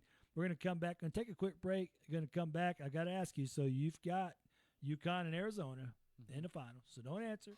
We're going to take a quick break. Going to be right back. And I'm interested to hear what your prediction is for the championship game on Monday. You are tuned in. It is the Good Friday edition, the Afternoon Handoff, here on ESPN Radio 1340, 106.9, WCDT, Winchester. Spring is in the air, and so are fresh new savings at Furniture Merchandise Outlet, FMO, right here in Tullahoma. Ready to refresh your space? From living rooms and bedrooms to dining sets and mattresses, FMO has the styles you want at prices you'll love. No long waits, no sticker shock. Just take it home today. Visit them at 105 North Jackson Street in Tullahoma or browse anytime at FMOTN.com.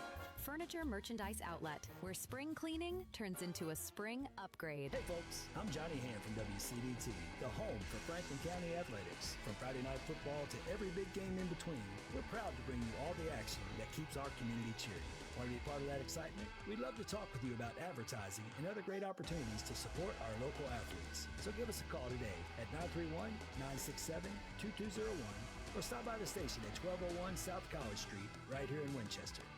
WCDT Winchester, We are Franklin County. From the 931 Go Weather Center, it's time for an ESPN Radio Winchester weather update, presented by Bennett's Pharmacy. Tonight we are cooling down to a low of 65 degrees with a 10% chance of showers and thunderstorms happening at around 7 p.m.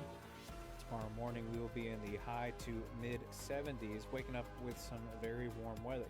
Stay tuned to ESPN Radio Winchester 1340 1069 for all of your weather updates. Looking for more than just prescriptions?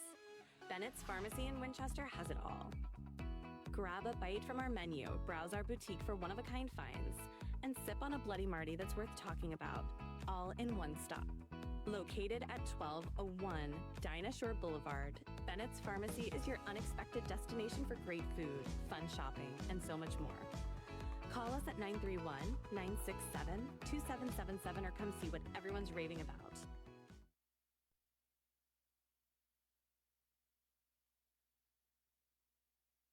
You may not realize it, but where you bank matters. Citizens Tri-County Bank has been serving Southern Middle Tennesseans since 1972. And while we offer all the same services as the big guys, Citizens is a community bank, meaning our decisions, big and small, are made here locally with our community in mind. So whether you need a loan for that startup or to refi, we take pride in being the only community bank you'll ever need. Citizens Tri-County Bank, member FDIC, equal housing lender.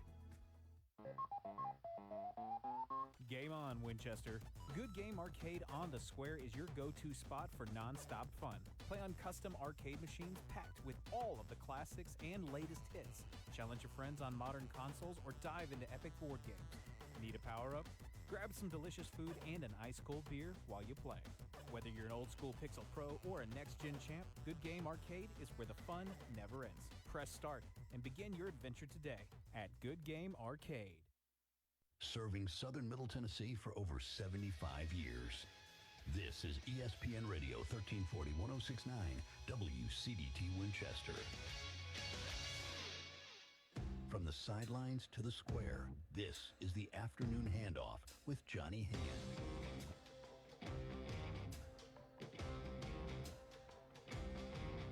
And welcome back. It is Good Friday. It is the Afternoon Handoff. Johnny Hand in studio. Daniel Patch is sitting in with me here on ESPN Radio 1340 106.9 WCDT Winchester. We invite you to head over to that ESPN Radio Winchester Facebook page. Check us out. And a big thank you to our friends over at Hall Furniture Superstore for sponsoring that live stream. And thinking about those guys, Daniel, want to send our well wishes and our thoughts and prayers over to our friends Mitch and Carly and the crew over at Hall Furniture this morning. Jerry Hall passed away. And Mr. Hall, Mr. Jerry, what a great guy. 90 Absolutely. years old. And just a local legend. His name's on the sign. Yeah. I mean, he's a great guy, great businessman. He's done a lot for this area and just really beyond just the business aspect of it, just a really, really good guy. And so I want to send along our thoughts and our prayers to the family members of Jerry Hall and all the folks over there at Hall Furniture that related to him or not, to Jerry, they were family. So, So Mitch and Carly and the crew over there, we love you and thinking about you during this time.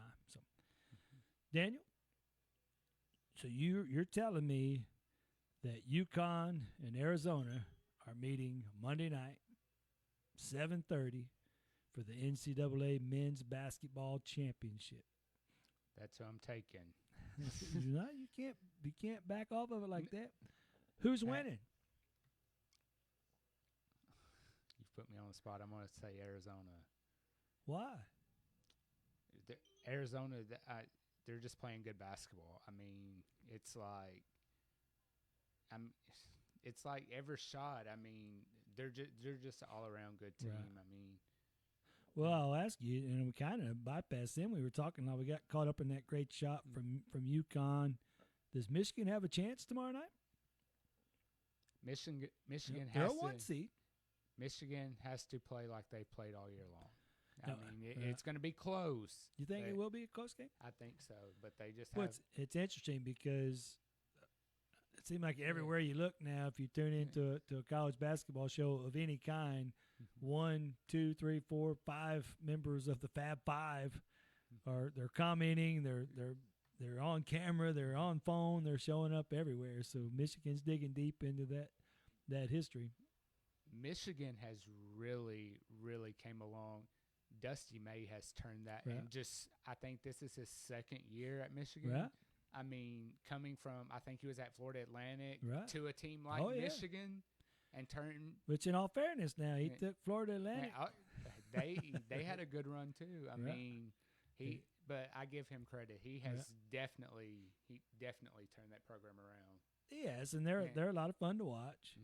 But I mean, said Arizona and Duke were the two most picked teams across the country, and all those millions and millions of brackets. It was one of those two, and just about like 70% of the brackets, and so Duke's gone. So what do we expect from an Arizona UConn championship game on Monday? I say 73-70. That close. So you really are buying into this UConn Husky. What is it about UConn that you like so much? I mean, the size that they have. I mean, just look at. I mean, you don't see very many turnovers from a team like UConn. I mean, tremendous ball handling. I mean, defense. I mean, they're on you. What kind of coach is Hurley? I say, well, Dan Hurley is a good coach. I mean, I give him credit. Why does it look painful to say? Well, you know I bleed orange and blue all the way. It's just not the right color of orange. Well, it's just hard for me to pick outside of Florida. And I think you told me this before, but why in the world are you a Florida basketball fan? I've always loved Florida. Todd Golden, I mean, how he's really turned that program around. You know, Florida in general, you know. Right.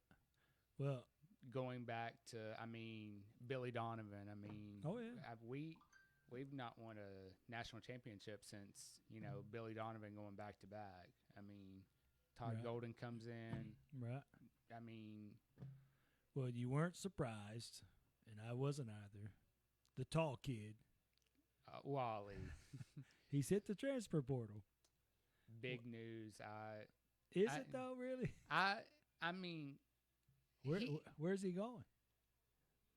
He hasn't said yet. Nothing's been posted. So does anybody want him? Do you think he has somebody? You think he has some legitimate D1 offers? Somebody will come after him. Because it's funny. I mean, he's almost too tall. He doesn't even have to leave the floor. I mean, yeah, but he's not very athletic. He's not very fast. You still have to get to the basket. You can't just stay on one side and play defense, and you can't just stay on the other side and play offense. You got to do both. True.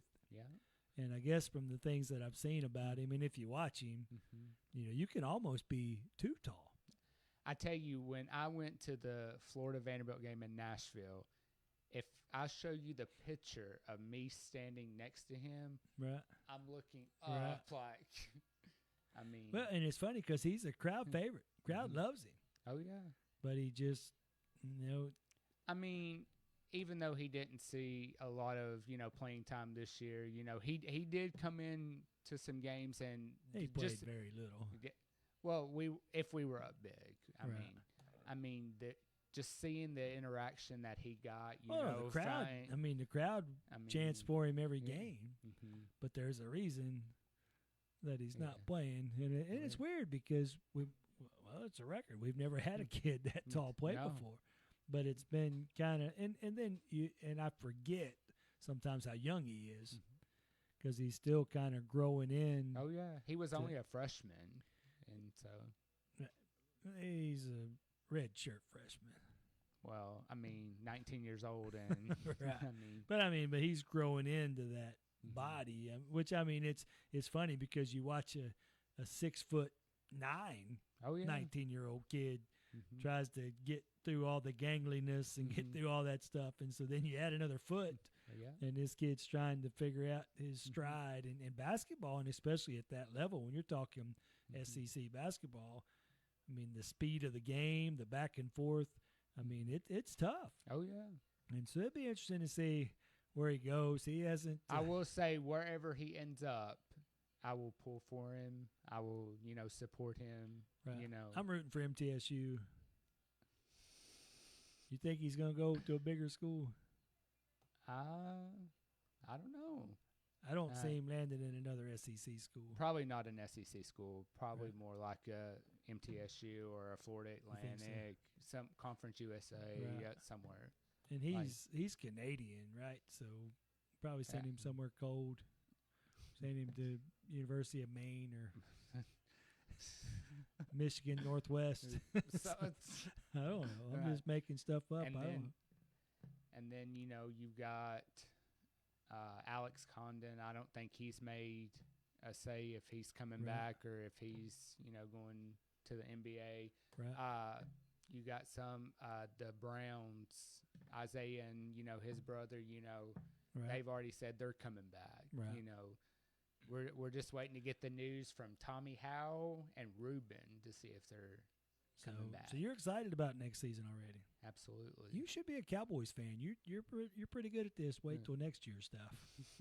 That's the story of my life. 30 years since we've been to the Super Bowl. I'm ready to see what Florida football does in their new coaching era this year. John Summerall and you know what he's brought in. I'm really looking forward to that too. Well, now we have a Tennessee kid that's the leader in the clubhouse for the quarterback position at UT. We excited to see what he does. I think he's gonna do well. I'm excited. The exciting connection with our new Franklin County High School football coach. Coach Reed was his offensive coordinator. His freshman year. What's up? Hey, that's exciting. And so if you're a quarterback prospect at Franklin County High School, you've got to be excited about that. Absolutely. I mean, just look at, like I've told you millions of times, where do you see that from this area? Right. I mean, you don't see it very often. Well, and it's really weird because the Vols nationwide following. I mean, they're diehard here in Tennessee, but there are Tennessee fans in every state. But part of what makes your Floridas and makes your Texases and those kind of teams really, really good, LSU is really good. One of the advantages LSU has is they're the only big football program in the whole state of Louisiana. Well, that wouldn't matter if Louisiana didn't have good high school football players. That's right. And that's one of the things that and I don't know why that is, but Tennessee, it's not like our Tennessee kids aren't choosing UT. They're not getting recruited anywhere. I mean, we don't, Tennessee is not known as a hotbed of high school football players. That's true. And I don't know why that is. We've got some really good private academies and some good, and we've got some, and before anybody gets mad at me, I know Alante Taylor and I know Juwan Jennings, and that's awesome. And I'm very proud. Those guys proud to Coach Norwood's kid, played at Florida. Yeah. I mean, I still like him anyway. He was at the track meet Saturday. Did you get a chance to talk to him? I did not. Tyreek, right? Yep. He was helping with the high jump. He's still in great shape. Of course, he just graduated, but I was going to see if he wanted to maybe jump, see if he had any eligibility left. But he's not built like a high jumper. He built like the defensive player that he is. But a great kid. But you're right. But then you take those guys out of the mix, and then you're talking about Alante. Fabulous career. Oh yeah, played for a national championship. No, that's the one from Tullahoma. My bad. But the kid from Tullahoma. But Alante's been in the league for a while, 3 or 4 years, which means he's been out of high school for 7, 8 years. So I mean, that's not recent. Juwan Jennings, he's older than Alante. And so, when you're talking about the recent stuff, and it's not, and I'm not knocking Franklin County. I love Franklin County. It's a Tennessee all the way across the board. We don't have big D1 prospects. You would think like a Memphis or a Knoxville even. Right. You're not. It's not that we're not getting them and they're going somewhere else. Those guys and it's weird because you think of a Maryville that's won like 100 state championships in a row, or a South Pittsburgh. I mean, but you don't see those kids in going to big schools as many championships as Maryville won. And I was obviously exaggerating, but they won like 13, 14 state championships in a row for real. Oh yeah, but you don't see Maryville kids dotting University of Miami and Florida State and Texas and Clemson. I mean, you just don't see it. Nope. South Pittsburgh has the kid that signed with Clemson, but they've won, a couple state championships in the last few years. You got one kid that's going on there. And again, that's not a knock on anybody. It's always been that way. And so, and I had this conversation with somebody not too long ago and tried to think, what are we known for athletic wise? I don't know. Think about that. We're going to take a quick break. Going to come back, and we'll wrap up the Good Friday edition of the Afternoon Handoff right here on ESPN Radio 1340, 106.9 WCDT Winchester. You shouldn't have to choose between quality and price. And with Flagship Lawn Services, you get both, plus the Flagship Finish Guarantee. That means every job is done right, or they'll make it right. No shortcuts, no hassle. Just a yard that looks the way it should. From weekly mowing to full spring cleanups, they've got you covered. Call or text Flagship Lawn Services today at 239-849-4033 and get the best value for your yard this season. This is Daryl from Columbus, previously from the Paul Feinbaum Show. Check in scissor hands. I'm the wrong guy to ask, but what's the secret to a good haircut? A good haircut makes you feel confident. You know what I'm saying? Yeah. Like, when you get that haircut, you're going to walk out that barbershop, you're going to look in the mirror, and you're going to be like, yeah, that's it. And you're going to tip the barber. The Paul Feinbaum Show, weekdays at 3 Eastern on the ESPN app and on the SEC network. It's time for a local news break from the 931 Go News Center. The Franklin County Rebelettes continue to showcase both their offensive firepower and areas for growth after splitting their latest district contests. Franklin County rallied for a dramatic 15-13 victory over Cannon County before falling 11-3 to Marshall County the following day. The Rebelettes lineup proved once again it can compete with anyone, but early defensive miscues and slow starts proved costly against the Tigerettes, who scored 7 runs in the first 2 innings. Head coach Kelly Kennedy pointed to those early mistakes as the difference. Despite the setback, Franklin County remains a dangerous team at the plate, with standout hitters including Montgomery, Marshall, Carter, and Hardison leading the charge. The Rebelettes now stand at 9-10 overall and 3-2 in district play. Meanwhile, the Franklin County Rebels secured their 10th win of the season Tuesday night with a dramatic 2-1 walk-off victory over Giles County in 8 innings. After surrendering the tying run in the 7th, the Rebels regrouped in extras to claim the district win. Leighton Jones sparked the offense with a 2-out triple in the 5th and scored on an RBI single from Aiden Hoddesy. Avery Jackson delivered 6 shutout innings with 7 strikeouts, while Cameron Denton earned the win in relief. Franklin County improves to 10-7 overall and 3-1 in district play and will travel to Smyrna tonight for a 6 p.m. first pitch. In local news, construction along Bible Crossing in Winchester is approaching the western intersection with Myers Road. City officials advise motorists to expect delays due to the increased activity and flagging operations, and non-local drivers are encouraged to avoid the area when possible.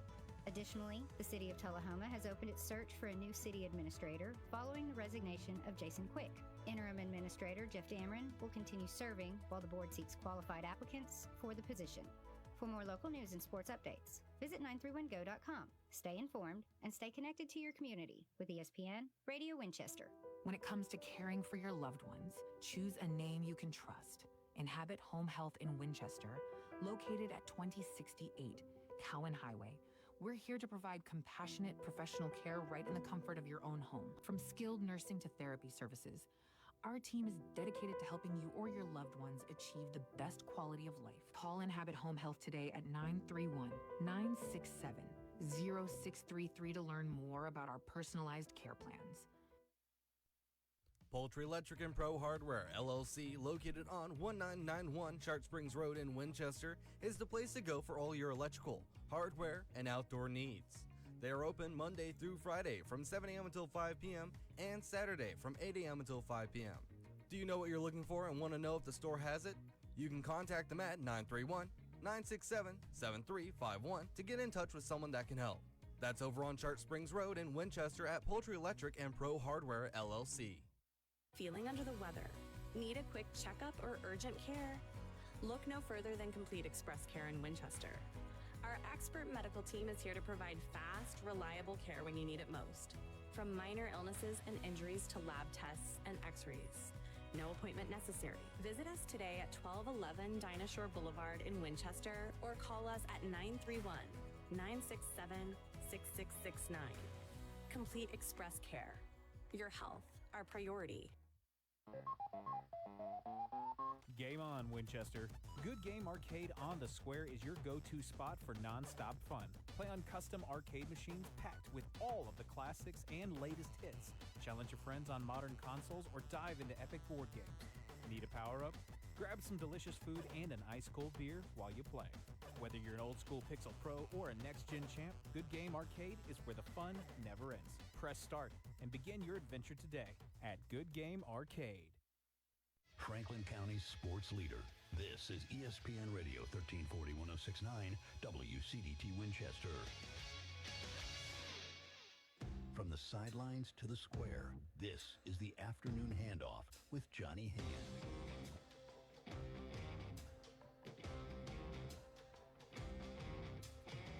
And welcome back. Wrapping up the Good Friday edition, the Afternoon Handoff. Johnny Hand in studio. Daniel Padgett sitting in. We are on ESPN Radio 1340, 106.9, WCDT Winchester. Again, we invite you to head over to that ESPN Radio Winchester Facebook page. Check us out on that Hall Furniture Superstore live stream. And Daniel, real quick before we, this is the last part of the second hour. Today's kind of flown by. I did the morning show this morning too, so I'm dragging tail. But I want to remind folks, there's still some activities going on this evening. We've got it is Friday. See who's got something going on. Softball. The Franklin County High School Rebelettes are headed over to Ottawa for the Ottawa invite today and tomorrow. The baseball team, Franklin County High School baseball team, they're probably done. They had a 1 o'clock first pitch against Smyrna today. They'll be back in action at home again tomorrow over at Gamble Park. Wilson County's coming to town at 1 o'clock. And then looks like Hunting baseball and Hunting softball are taking off for the weekend. But your track teams are in action tomorrow. North and South heading down to Blackman in the morning for a big meet down there, middle school meet. And then Franklin County High School track team will be at home tomorrow. First event starts at 10 o'clock. They do the field events first. And then they'll have the running events. They usually start around noon. And so good luck to North and South. Good luck to Franklin County High School, the baseball, the Franklin County High School Rebelette softball, and the Franklin County High School track. So I think we got everybody caught up. Yeah. And then it's Easter. What you got going on for Easter weekend? I'll be at the gym. You going to Easter egg hunt or anything? No. I'll be at the gym. I've got Jenna's headed out. She's actually, she's there now. I think I got a notification. She is going to a prom tonight in Alabama, of all places. So hope her and Ryder have a good time. Not a too good of a time, but I hope they have a fun time. Jada is heading down to Nashville. A shout out to, thank you, Brett Crabtree and Miss Amy and River. They've invited her along. She's going down to the Chris Tomlin and guest concert tonight. So I'm actually I'm gonna hit Food City on the way home, and I'm gonna hit Walmart. Well, Food City's on my side of town. I'm trying to think the last time I've been in Walmart, but I'm gonna hit Food City. I'm home by myself tonight. It's gonna be quiet for a little while, but then Jada and I are getting up in the morning, heading to Nashville. Her pageant director, a lot of the Miss Nashville teens and those ladies. Of course, she's Miss Athens. It is Miss Athens of the South. It is Miss Athens of the South teen. They are having a community project at the Salvation Army in downtown Nashville in the morning. So heading down with her and going to hang out with her a little bit in the morning and do some community service work. There are Easter egg hunts that are happening all over the place. I know Cowan First Baptist Church is having an Easter egg hunt at 8:30 in the morning. I'm pretty sure if you drive by any church tomorrow, you're going to have a Easter egg hunt going on. Have an Easter egg hunt. There it is. I know. Yep. Here's Mount Olive PB Church over on Hunt Street in Winchester is having their Easter egg hunt. Theirs is you can make the rounds. This is I remember when the girls were little. Oh yeah. We did this. Their Easter egg hunt is starting at 12:15 at the Mount Olive PB Church. Cowan Elementary Schools is starting at 8:30. A lot of the churches are staggered. If you play it right, you can go to like 5-6 Easter egg hunts tomorrow. Oh yeah. And so I encourage everybody to get out. I'd be remiss if I didn't say it is Easter weekend. We tend to talk about those folks that only go to church twice a year on Christmas and Easter. The twofers, that I don't just go. If my mom's been gone 11 years already. My grandmother's been gone 6. If you're out there listening, you're watching this on the live stream, if you have an opportunity to get up Sunday and go to church with your mom, go to church with your grandmother, go. That's definitely one thing that I miss. Go. Absolutely. I mean, you can you never get those moments back. So if you get an opportunity to do that, I'm looking forward to. We always have the big family gathering on Easter and on Thanksgiving. My mother-in-law and Aunt Pauline, Grandma and Aunt Pauline rotate. I love it. Tomorrow or Sunday, Grandma has it. I always love it when it's her turn because I just have to walk across the yard. So that's happening Sunday. I always look forward to seeing our family on that day. And so again, I encourage you if you get an opportunity to go and sit in that pew with your mom, your grandmother. Dads are cool. I'm a dad. You can go sit with your dad too. I don't care. But just go. And if you're looking for a place to go, just ask somebody. I'll be over at Winchester First Baptist Church on Sunday morning. You'll have to run Andrew Woodcock off if you want to sit next to me. That's my pew buddy. But come visit us. Find you a church. There are Easter is special too. A lot of sunrise services. I know Cowan Cemetery has an amazing sunrise service every year. It's going to be a little cooler. Oh yeah.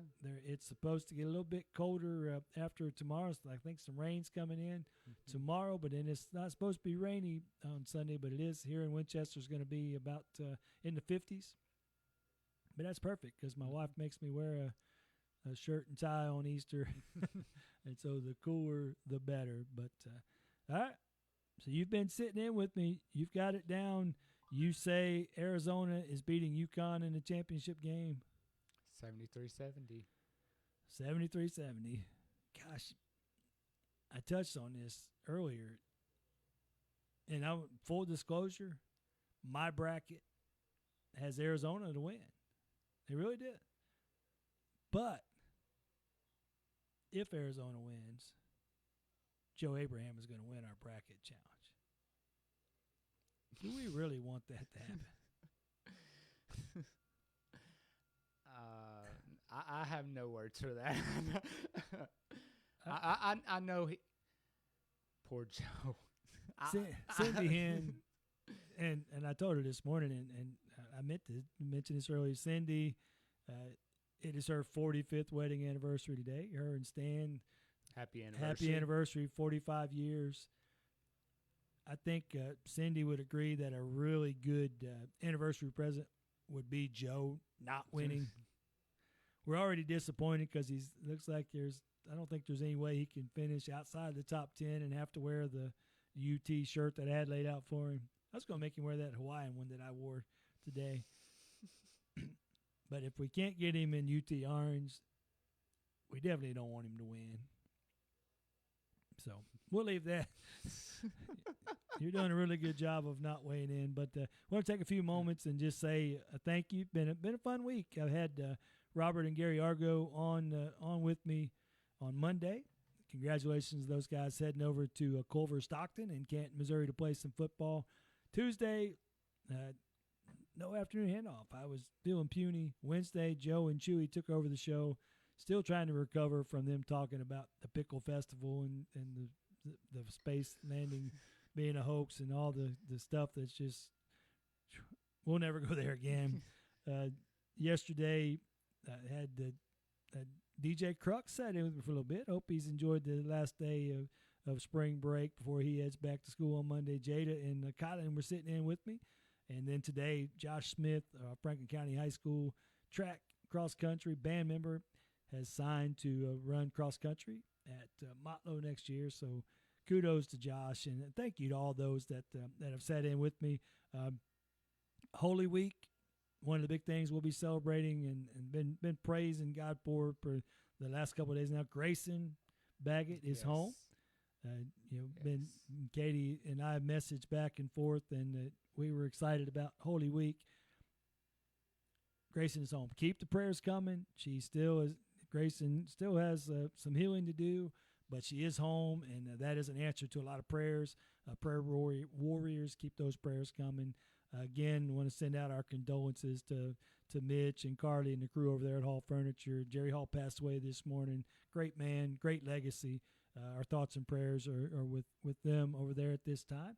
And then Happy Easter. Happy Easter. Hope you find the lucky egg. And thank you. If it's at the gym, then I'll find it. But good luck. Good luck with that. But this has been the Afternoon Handoff. Be tuning back in on Monday morning mayhem. If Arizona's in the championship game, it might be a little bit tough, but Tuesday could be worse. So tune in, Joe and Chewy, on the Monday Morning Mayhem starting lineup. I'll be right back here with you 2 to 4 on the starting. Oh, I'm not the starting. I'm the afternoon handoff. Been that kind of week. But from the folks here at ESPN Radio and the Afternoon Handoff, happy Easter, happy Good Friday. It is Friday, but Sundays are coming. He is risen. He is risen indeed. God bless you. It's now time for your obituaries on ESPN Radio Winchester, courtesy of Moore Courtner Funeral Home. Watson Funeral Home and Memorial Park